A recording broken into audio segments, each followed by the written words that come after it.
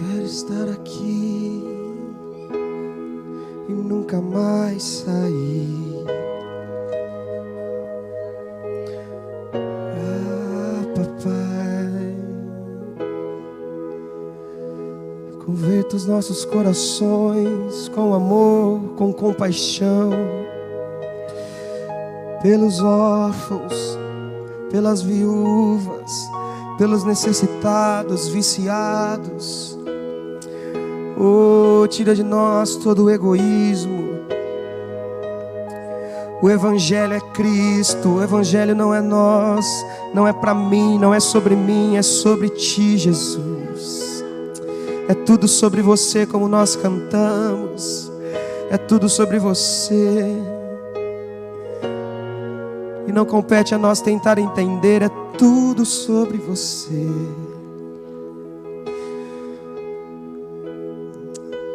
Aleluia, aleluia. Senta aí onde você está. Se quiser ficar aí no chão mesmo, onde você está. Estamos num ambiente de liberdade, estamos num ambiente de intimidade, estamos em casa.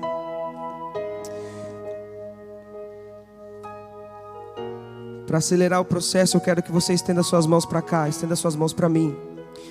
E me abençoe nesse momento, para que eu possa liberar sobre a sua vida aquilo que o Senhor ministrou ao meu coração. Vamos lá.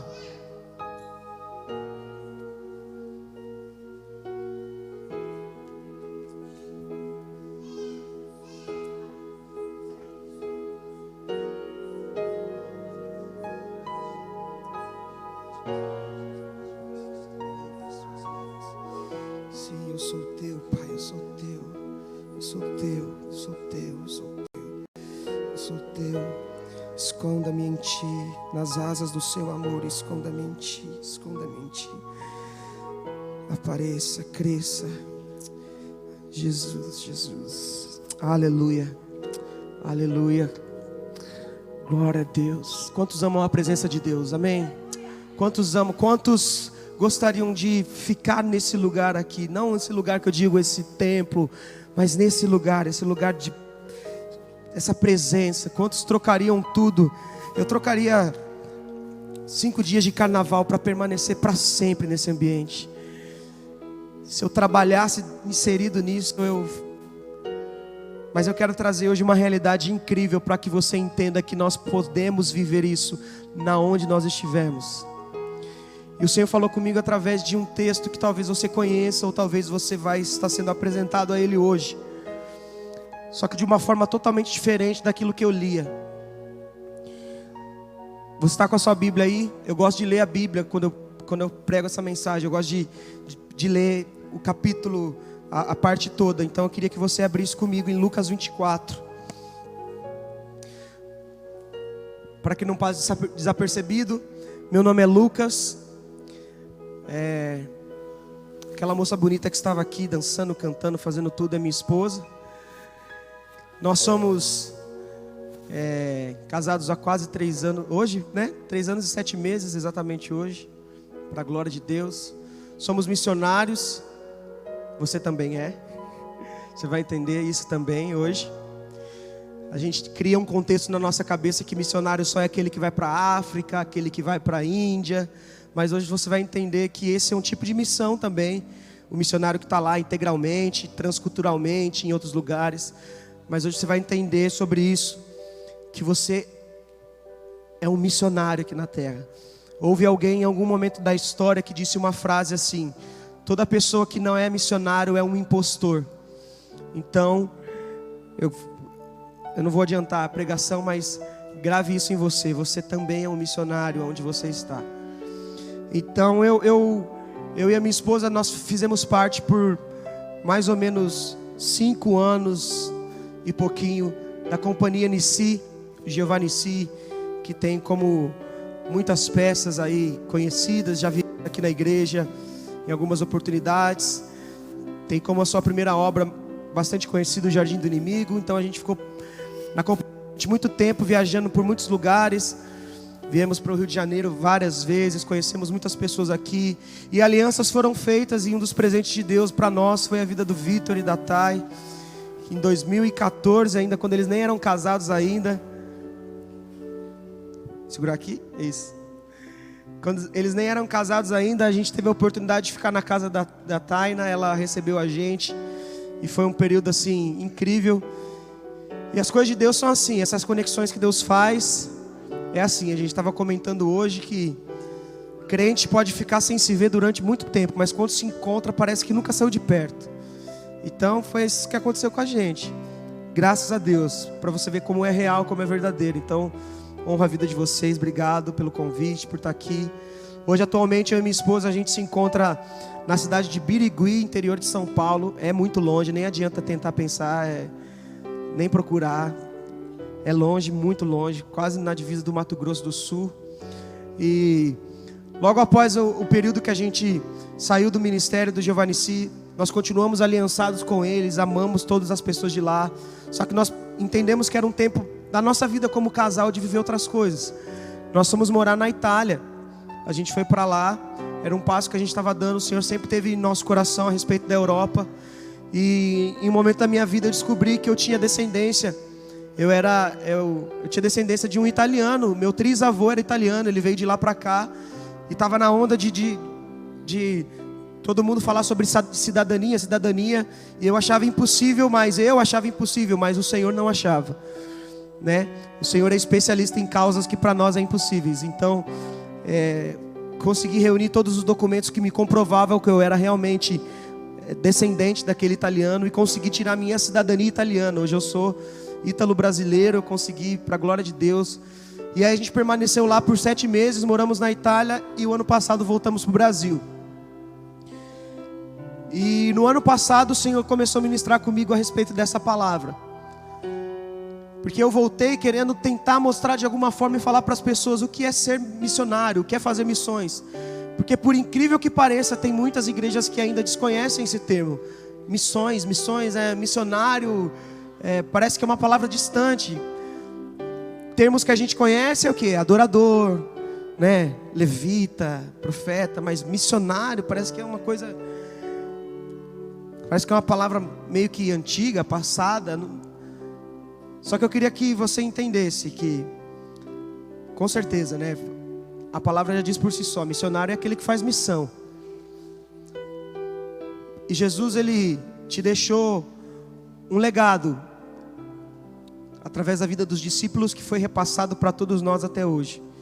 Que é o ID, que é o pregai o evangelho a toda criatura, curai os enfermos, expulsai os demônios. Essa palavra permanece até hoje. Quantos creem na palavra de Deus? Amém? A palavra de Deus é imutável. Fala comigo, imutável. O tempo pode passar, as gerações podem passar, a rede social pode passar a existir, como 10 anos atrás não tinha Facebook, WhatsApp, Instagram, não tinha. Mas nada substitui a palavra de Deus. A palavra de Deus é imutável. As coisas podem acontecer mais rápido. 10 anos atrás nós não tínhamos uma igreja talvez com luzes, talvez tudo era diferente. Mas isso é só estrutura. É uma coisa geracional, está mudando, é o tempo, a era digital. Mas a palavra de Deus não muda. Não muda. Ah, mas aquilo foi falado lá para aquelas pessoas que viviam naquela época, lá no deserto. É para você também. É para mim também. Quantas vezes você se viu num beco sem saída e correu para a palavra de Deus e você falou: isso aqui é para mim. O Senhor está falando comigo, porque a palavra de Deus é o próprio Deus. Ele é a palavra. É como se Ele estivesse manifestando um pouco dele para nós todas as vezes que a gente lê a palavra. E talvez é uma das áreas onde o inimigo mais vai te atacar para que você não leia a palavra.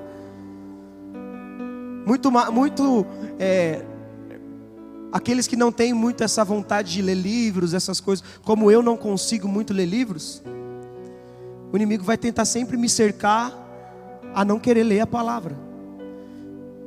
Se você é assim também, ele também vai tentar fazer isso com você, a te colocar ocupações, a tentar muitas vezes. Uma dica: eu não acho errado ter Bíblia no celular, acho super legal. Só que até nesse sentido, se os dados móveis ou o Wi-Fi do nosso celular está ligado, Se de repente chega uma mensagem no seu WhatsApp, ou uma notificação no Instagram, no Facebook, ou qualquer notificação de qualquer aplicativo que você esteja instalado aí, vai aparecer para você durante a sua leitura. E talvez você é muito propenso a querer clicar naquilo que acabou de chegar e foge da palavra. Então, uma dica: leia a palavra no celular, mas desligue o seu Wi-Fi, para que nada te atrapalhe nesse momento. Porque quando você está com a Bíblia de papel, só se você realmente se distrair com o barulho de fora, mas você está focado aqui. Então as coisas foram mudando, mas a palavra não muda. E teve um momento ano passado que eu peguei a Bíblia e eu fui ler, acho que pela 20ª vez o mesmo texto. Eu não sei se já aconteceu com você sempre lê aquela palavra, mas tem um momento específico, na 12ª vez você lê aquele texto e fala: uau, como eu nunca percebi isso. Parece que as letras saltam para você e a revelação de Deus sobre aquilo que está escrito ali chega até o seu coração. Você já leu 1000 vezes. E foi o que aconteceu comigo. Então abra comigo aí em Lucas 24. Por favor, se você está do lado de alguém, acho que aqui a gente vai conseguir acompanhar também. Mas tenta acompanhar a leitura junto comigo. A gente vai ler a partir do verso 13. E talvez aí no seu subtítulo vai estar escrito: no caminho de Emaús.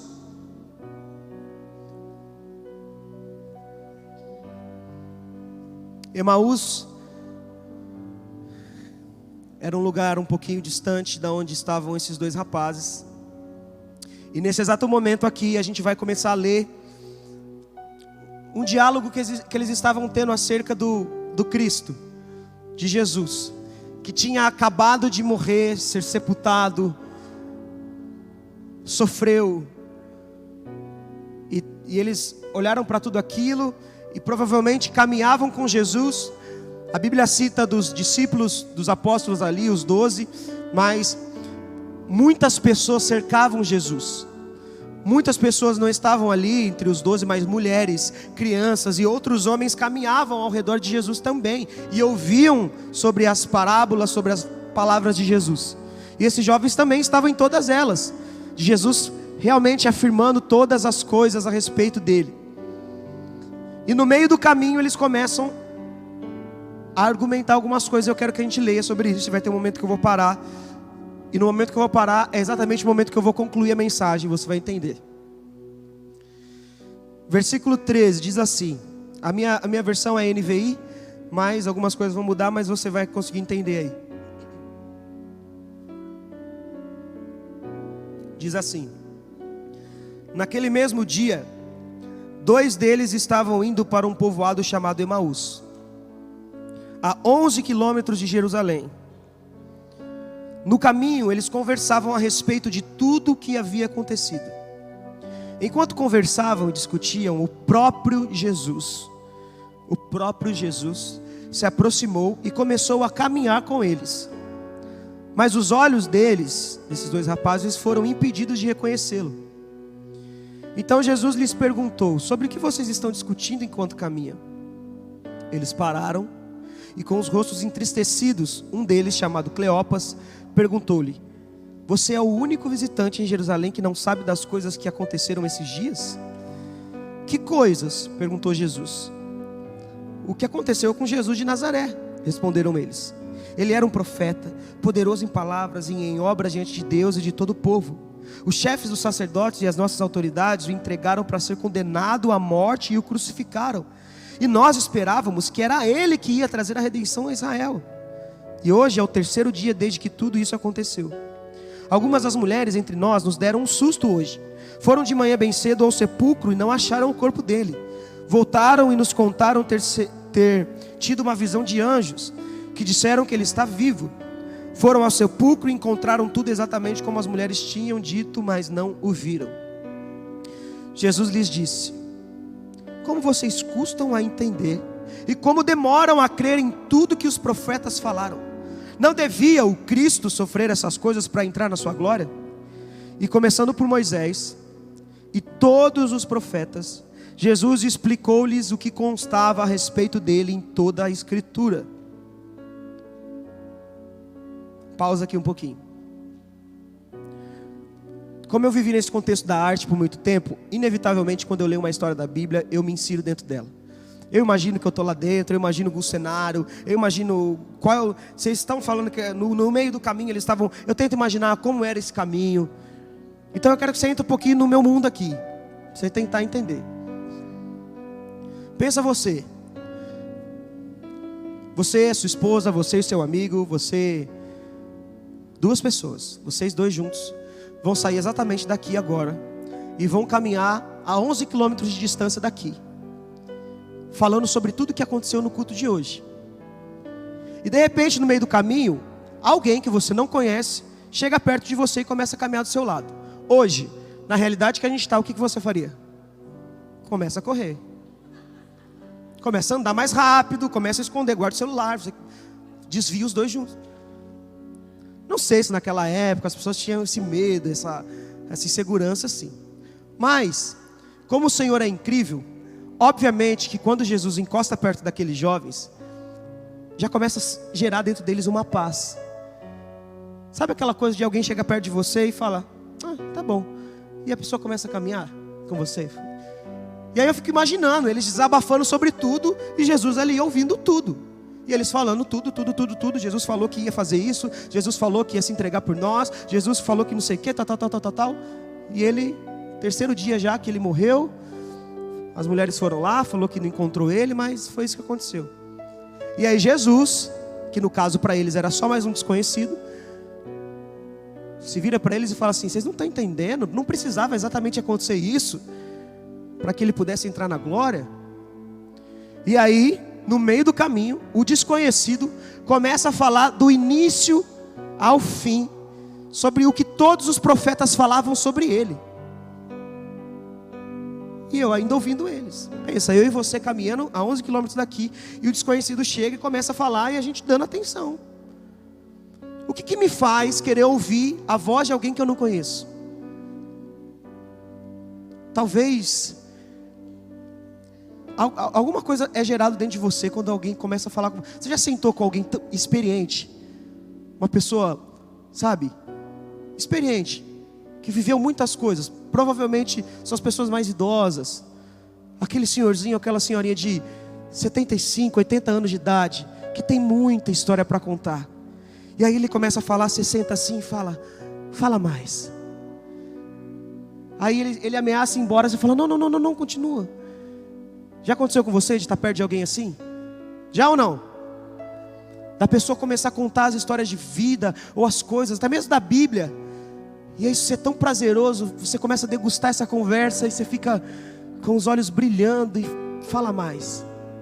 Aconteceu comigo quando eu fui para a Itália, antes de ir para lá, eu encontrei a última filha do meu parente italiano, ela tinha 89 anos.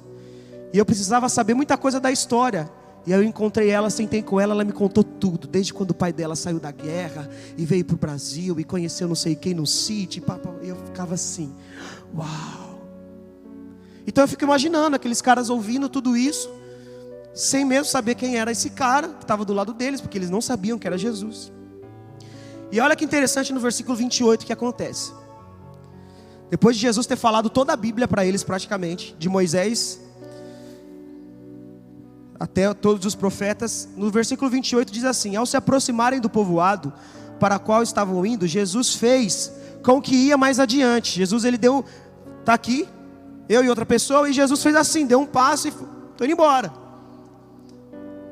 Normal, tchau, não te conheço, vai embora. O que esses jovens fizeram?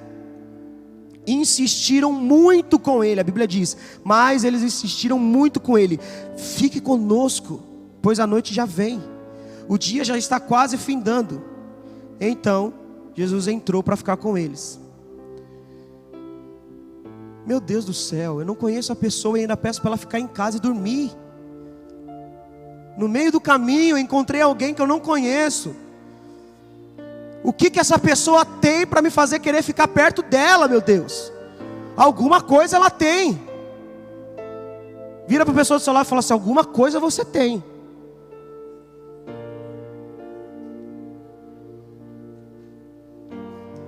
E aí o que aconteceu? Jesus entrou e ficou com eles. Como era noite, eles resolveram comer ali, fazer uma jantinha. Mas sabe o que Jesus fez? Um pouco antes de Jesus morrer, teve uma cena clássica ali que todo mundo conhece, que é a Santa Ceia. E Jesus repartiu o pão. Jesus ali, sabe, consagrou ali o vinho. Jesus repete tudo aquilo que ele fez somente para aqueles dois, cara. Você tem noção do privilégio que eles tiveram? A Bíblia diz aqui no versículo 30: quando estava à mesa com eles, Jesus tomou o pão, deu graças, partiu e deu a eles. E aí a Bíblia diz no versículo 31: então os olhos deles foram abertos e o reconheceram. Jesus partiu o pão e Jesus. Só que aí foi um vislumbre, eu vi Jesus, e a Bíblia diz, então ele desapareceu. Ele desapareceu da vista deles. Eu fico imaginando eles, um do lado do outro. Jesus estava aqui, partiu o pão, eu olhei, Jesus, ele sumiu. Um olha para o outro. E a Bíblia diz assim, no versículo 32: perguntaram-se um ao outro.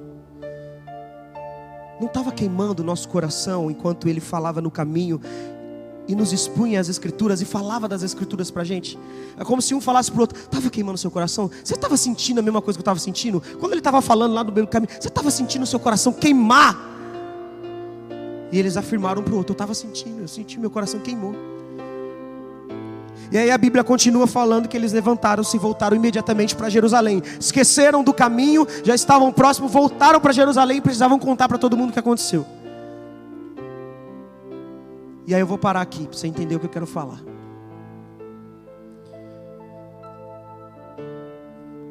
Quem é você nessa história? Você nessa história é Jesus. Ao sair daqui, você vai ser Jesus para as pessoas. A Bíblia diz que Jesus falava com eles e o coração deles estava queimando. Hoje pela tarde a gente fez um evangelismo aqui no bairro. E todas as pessoas que estavam envolvidas,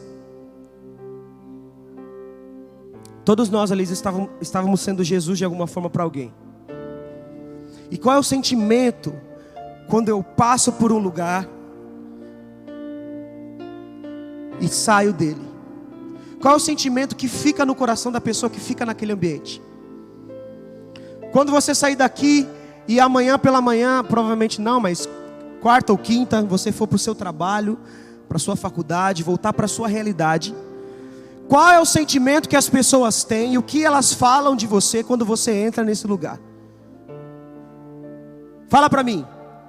Quando você chega lá, as pessoas falam: ih, olha lá o chato, chegou o mal-humorado. Olha lá o que fala que é crente, mas fica xingando o dia inteiro aqui. Olha lá o abençoado. Qual é o rótulo que as pessoas têm de você quando você entra nos ambientes que você tem entrado? Ou melhor, não é nem quando você entra, quando você sai, o que elas vão falar de você?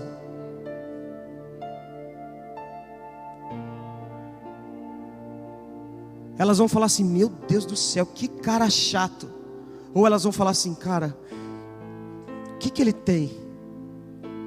Ontem eu estava aqui e alguém estava orando aqui, e no meio da oração foi falado assim: Deus, que a gente possa fazer algo amanhã e as pessoas possam falar: caramba, o que eles têm?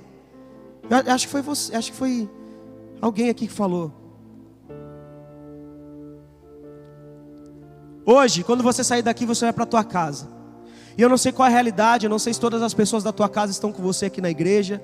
Eu não sei se você tem pessoas que estão em casa e ainda não frequentam uma igreja. Eu não sei se você vai encontrar com alguém da tua família amanhã ou depois que não estão numa igreja, que não estão com o coração queimando como provavelmente você está. Quando você chegar nesse ambiente, qual é o efeito que você vai causar nessas pessoas? Se Jesus habita em você, qual é o efeito que você vai causar nas pessoas? Sabe o desejo do meu coração? Quando eu falo que nós somos Jesus nessa passagem, É saber que nós andamos pelas ruas e talvez nós não falamos com todas as pessoas, mas aquelas que estavam ali na porta, só ali na janela, quando a gente passou com a bateria, com todo mundo ali, quando a gente saiu daquele ambiente, eu quero que elas tenham falado entre elas: meu coração estava queimando quando eles passaram na rua. Esse é o sentimento que a gente tem que deixar na vida das pessoas. Fogo. Não vai ser todo momento que você vai ter que pregar e falar alguma coisa. Se Deus te der a oportunidade, fale. Mas na falta disso, não fale, seja. Você vai entrar em ambientes que você não vai precisar falar assim: irmão, eu tenho algo para te dizer. Não, só seja. Entre, dê bom dia, fale, seja educado. Porque o Espírito Santo que habita em você vai fazer o coração daquela pessoa queimar de amor por Jesus. Eu quero que você entre nos ambientes que você passar, no açougue, na padaria, no restaurante, e você vai chegar lá, sentar, talvez hoje, depois desse culto, você vai comer um lanche, vai comer alguma coisa por aí, e aí o garçom vai chegar para você e falar: boa noite, posso te ajudar? E aí você vai falar com ele, e você vai ser Jesus para ele.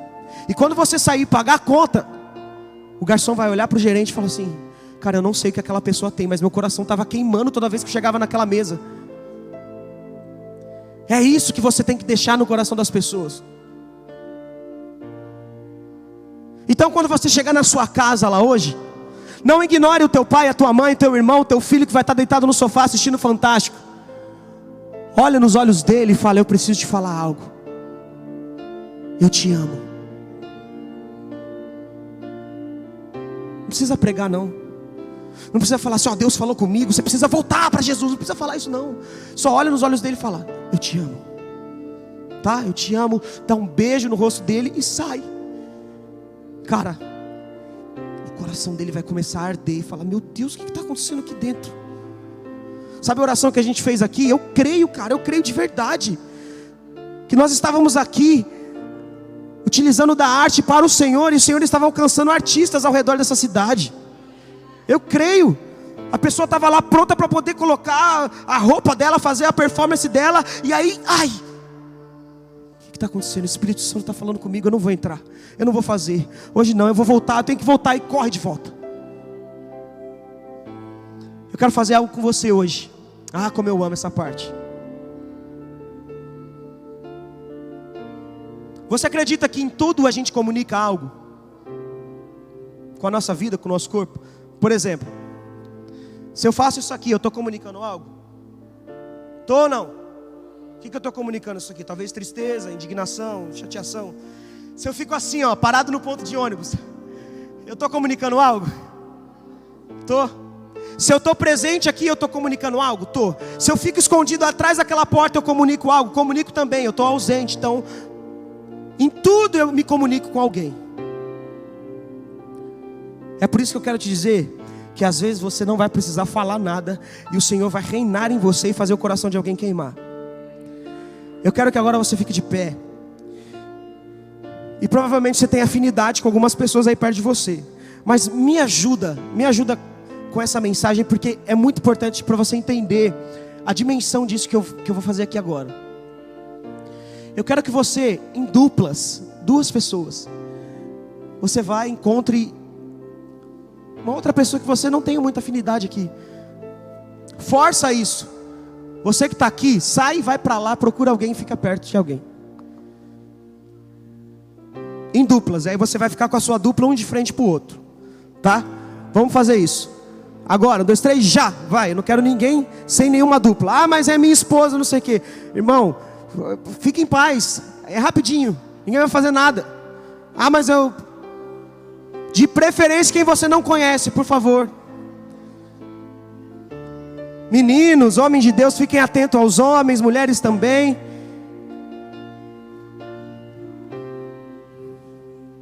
Você não vai ficar abraçado de lado, eu quero que você fique um de frente para o outro agora. Isso. Não pega na mão.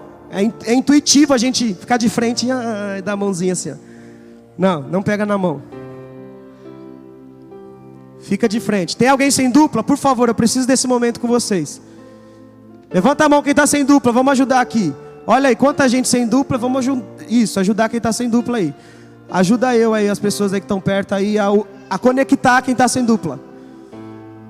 Santo é o teu nome, Senhor. Santo é o teu nome. Santo é o teu nome. Isso. Se una aí. Querido, o que eu quero que você faça?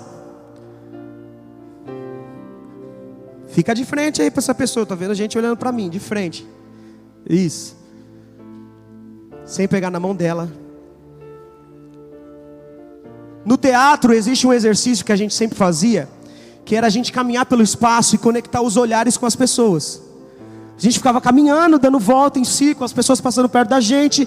E aí geralmente a pessoa que está nos instruindo fala: agora conecta o seu olhar com alguém, olha para ela. E você ficava olhando para a pessoa assim, para gerar isso algo em você. Geralmente, eu quero que você esteja de frente com essa pessoa, e você não vai falar nada, e você vai sentir o que ela está comunicando com o olhar dela para você.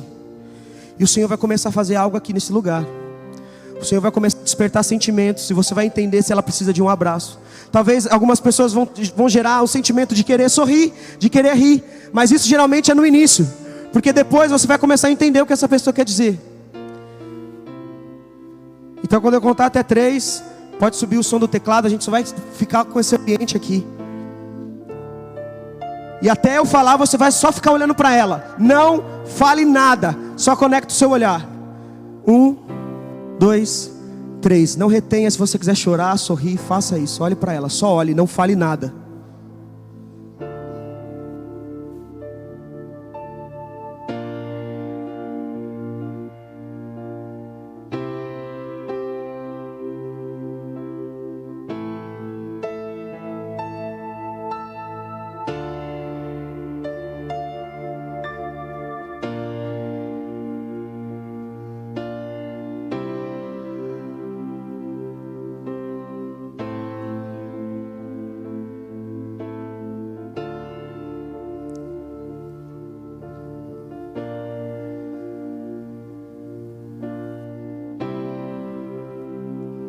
Não desvia o teu olhar, não fecha o teu olho, olha para ela. E à medida que você olha, se Deus está liberando algo para você, para falar para ela, fala: você é amado, você é linda.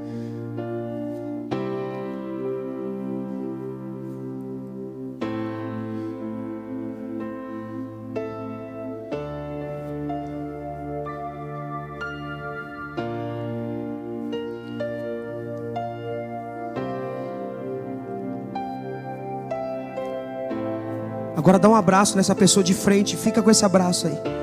Permanece nesse lugar aí. Abraça ela. E agora você vai sentir o que ela está comunicando com esse abraço. Sente aí, sente aí, sente aí. Sente aí, querido. Talvez tem gente que nunca recebeu esse abraço de um pai, de uma mãe. Sente esse abraço. Sente esse contato, sente essa comunicação. Sinta isso, abrace, abrace. Que sentimento puro esse.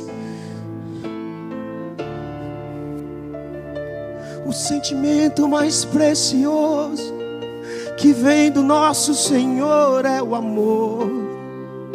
É o amor que só tem quem conhece a Jesus.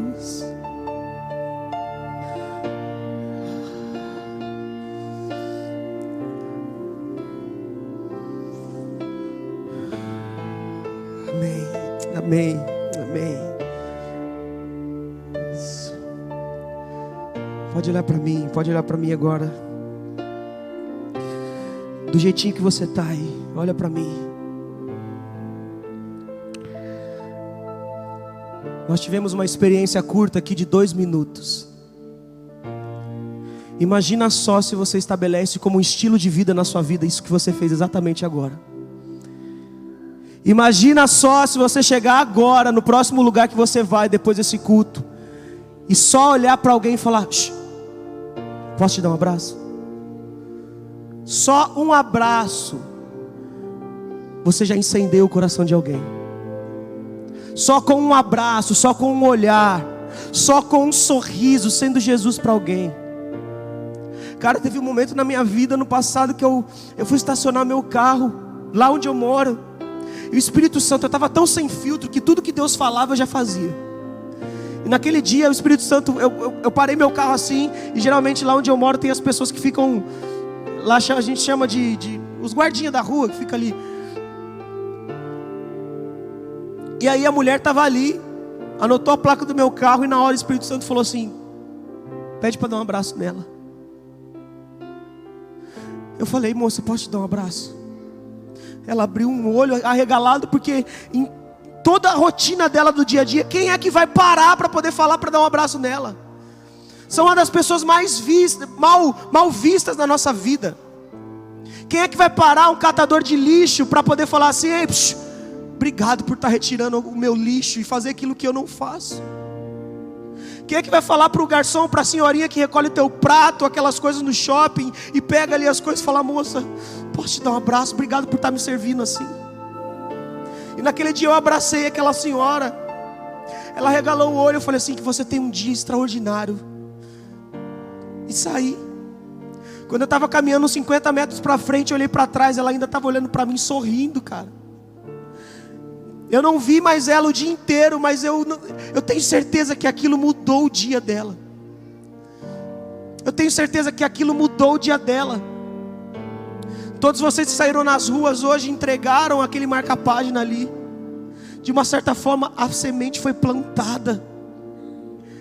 E o coração dessas pessoas já está queimando. E fala: quem é esse povo que passou aqui batucando, gritando que Jesus me ama, que fez uma peça aqui no meio do nada? Quem é essa galera? Mas muito mais do que fazer isso num dia, a gente tem que viver isso. A gente tem que viver isso. Não perde a oportunidade de chegar na tua casa agora, por mais que você tenha todos os motivos para falar assim: mas eu não estou falando com meu pai, eu não estou falando com a minha esposa, com o meu filho. Só senta e fala: olha, você não precisa me perguntar nada, eu não quero que você fale nada, eu não vou te falar sobre o culto, eu posso te dar um abraço? Hoje a gente fez exatamente aquilo que eu acredito que todas as igrejas devem fazer, que é servir a cidade no carnaval.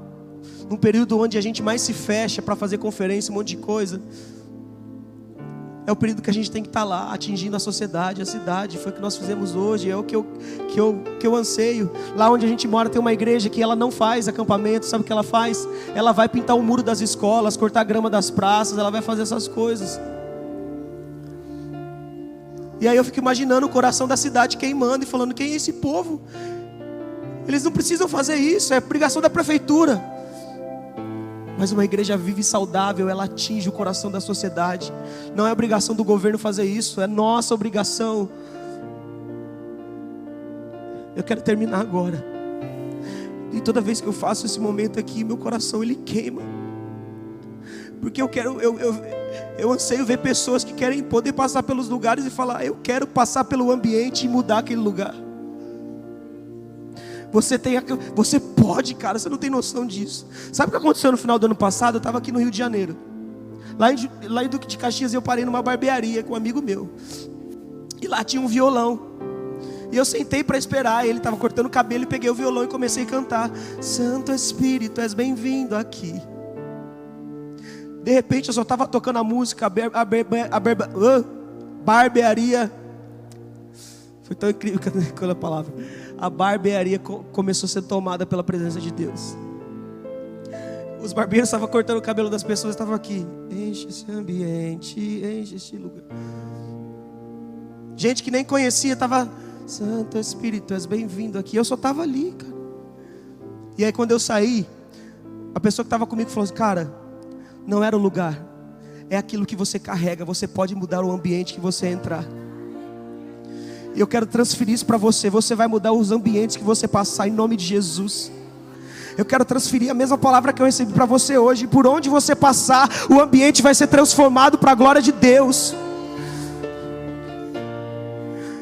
O tema desse congresso, dessa conferência é desperta. Então eu quero declarar sobre a sua vida: você está sendo despertado hoje para poder viver o sobrenatural de Cristo e ser a luz do mundo, queimar o coração das pessoas. E eu quero orar por você e a liderança aqui também.